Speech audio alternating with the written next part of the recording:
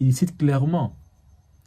Et là, il faut apprécier un président qui cite sans réticence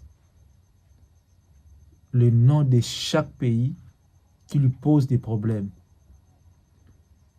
Alors, le même impérialiste que M. Ibrahim Traoré avait chassé, c'est le même impérialiste qui est allé se loger chez son frère, intoxiquer son frère pour venir lui attaquer. C'est compliqué, hein? C'est déjà des choses mieux trouvant qu'en Afrique. La famille, c'est compliqué. C'est compliqué parce que c'est déjà des choses, on peut que les trouver en Afrique. Comment expliquer ça? Donc, c'est comme si vous chassez votre ennemi dans votre maison, vous les chassez l'ennemi dans votre foyer, l'ennemi est allé se loger chez ton frère. Il intoxique ton frère pour revenir ensemble pour vous attaquer. Donc, en vrai, votre frère vient maintenant vous attaquer au nom de l'ennemi. C'est ce qui se passe. Voilà. Le même impérialiste qui est chassé, le même base militaire française qui était chassée, ils sont allés où? Chez mon frère. Intoxiquer mon frère pour venir m'attaquer. C'est compliqué, c'est pas compréhensible de voir ces genres de choses se produire en Afrique. Heureusement, dans ses habitudes, le capitaine Ibrahim Traoré a toujours l'habitude de lever le ton. Et il cite les chats par son nom. Il n'a pas peur et avec un langage respectueux, mais autoritaire. Il faut avoir un état d'esprit d'Ibrahim Traoré pour comprendre. Nous trouvons ici dans ces continents africains des peuples qui veulent l'indépendance, qui sont en train d'envier ce qui se passe à l'Afrique de l'Ouest, entre autres au Burkina, Mali, Niger et tout. Mais les dirigeants ne veulent pas voir cette indépendance. Ils sont prêts de voir leur peuple souffrir et encore plus, c'est de voir ces pays frères qui se sont réunis avec les impérialistes pour venir détruire, pour venir se faire des terroristes contre leurs pays frères. Et dites-moi si c'est ça l'unité de l'Afrique. Avec cette allure, nous ne pouvons pas dire que l'Afrique se réveillera un jour.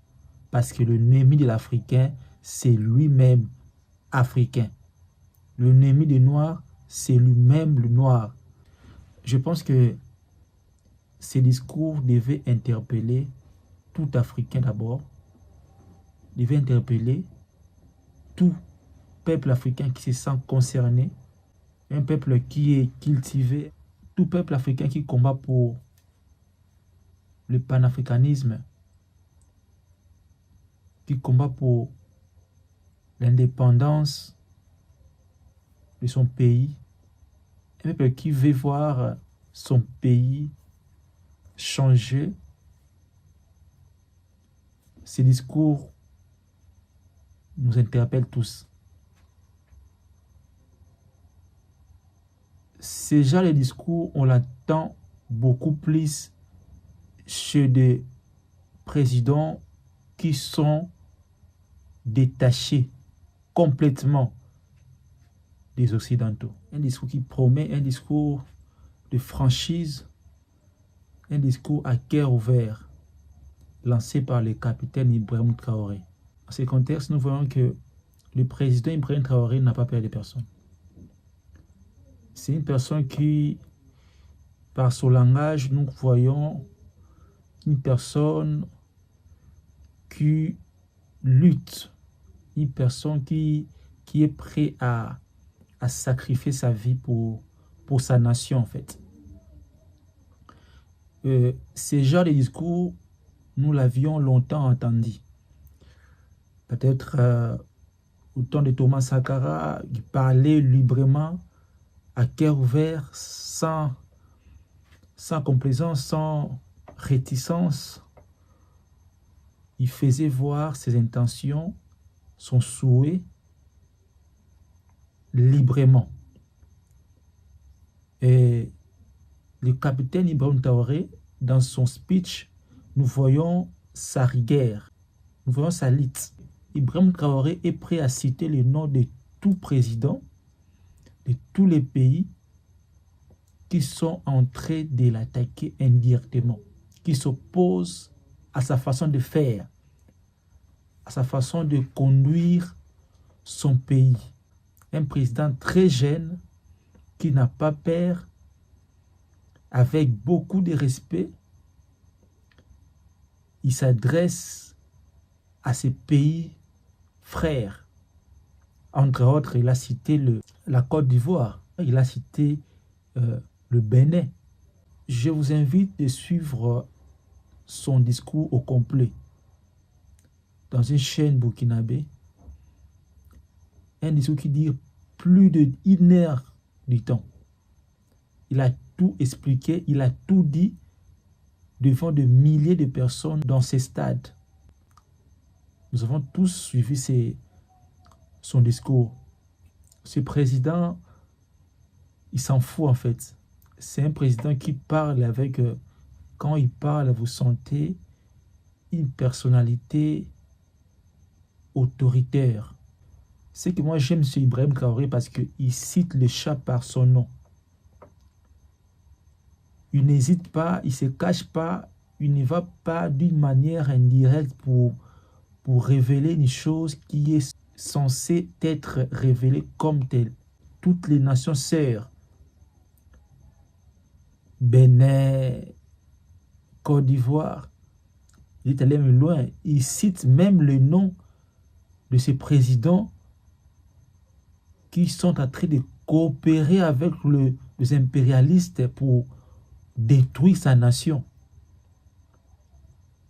Il cite la Côte d'Ivoire, le président de la Côte d'Ivoire. Il cite le Bénin avec leurs bases militaires françaises. Il montre comment les impérialistes ont sollicité l'appui, l'accord de ces pays frères, entre autres la Côte d'Ivoire et le Bénin, pour chercher à intervenir comme les terroristes dans son pays. Si tous les présidents africains avaient le même état d'esprit qu'Ibrahim Traoré, je pense que les Africains ne souffriront pas autant. Nous autres, nous ne sommes pas des Burkinabés. Nous voyons des choses de loin.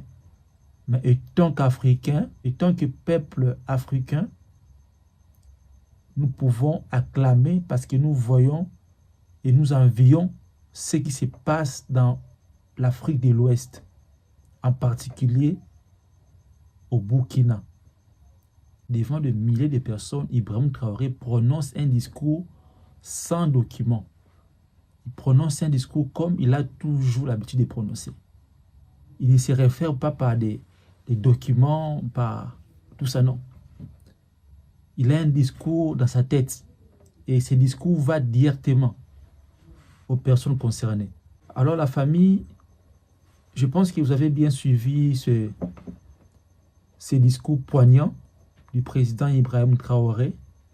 Je pense que vous avez apprécié parce qu'il s'agit d'un discours qui inspire, un discours qui motive, un discours panafricain. Dites-nous dans les commentaires, écrivez dans les commentaires ce que vous avez pensé de ces discours.